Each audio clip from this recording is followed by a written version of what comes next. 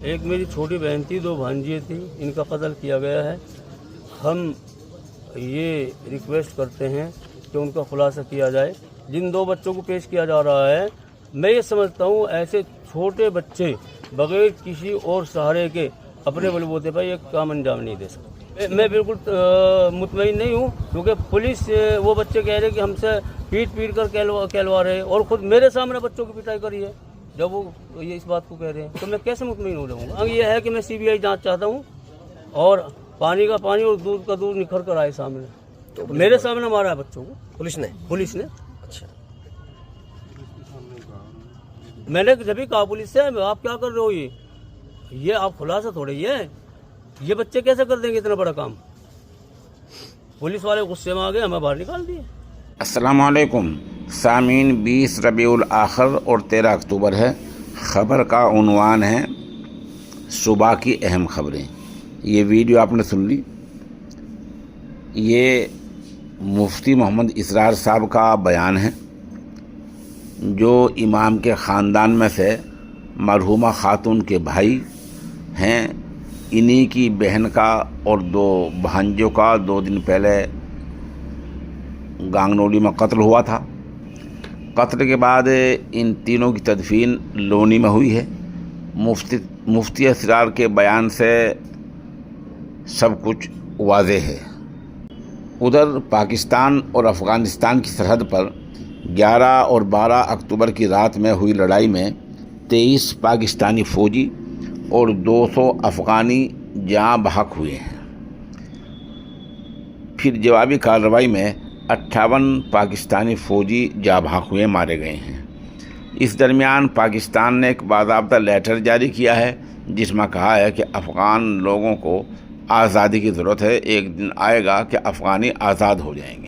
ادھر امریکی صدر کا آج مشرق وسطیٰ کا دورہ شروع ہو گیا ہے، جہاں وہ مصر پہنچیں گے، اور مصر میں آج غزہ اور اسرائیل کے سمجھوتے کو آخری شکل دی جائے گی، اور اس دوران وہ اسرائیل پہنچیں گے، جہاں یرغمالی چھوڑ دیے جائیں گے۔ آج ان کو کسی وقت چھوڑا جا سکتا ہے، اور امریکی صدر ان کے اہل خانہ سے، گھر والوں سے ملیں گے، اور مصر میں آ کر وہ اس امن سمجھوتے کو آگے کیسے بڑھانا ہے، کس طرح عمل کرنا ہے، اس پر وہاں پوری بات چیت ہوگی۔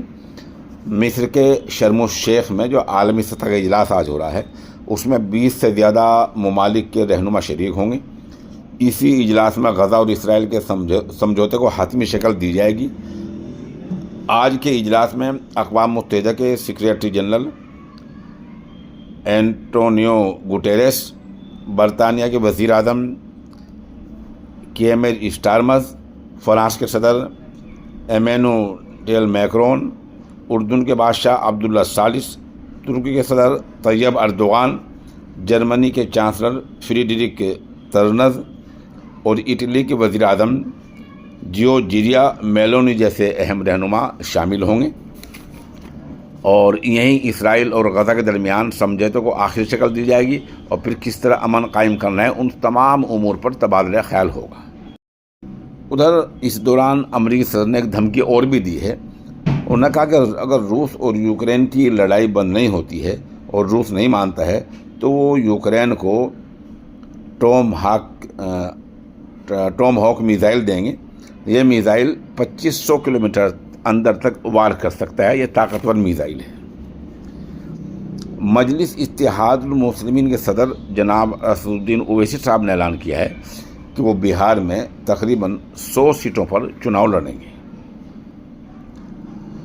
ادھر NDA میں ابھی ناراضگی پائی جا رہی ہے، اور مانجھی اور کشواہا میں خفگی ہے۔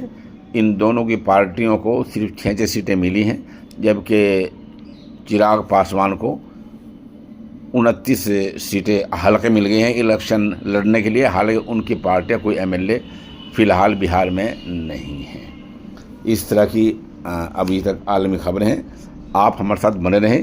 مصر میں جیسی اجلاس ہوگا اختتام، ہم اس کی مکمل رپورٹ پیش کریں گے، اور بھی جو کچھ دن میں اہم خبریں ہوتی رہیں گی، ان سب کو آپ کی خدمت میں پیش کیا جاتا رہے گا۔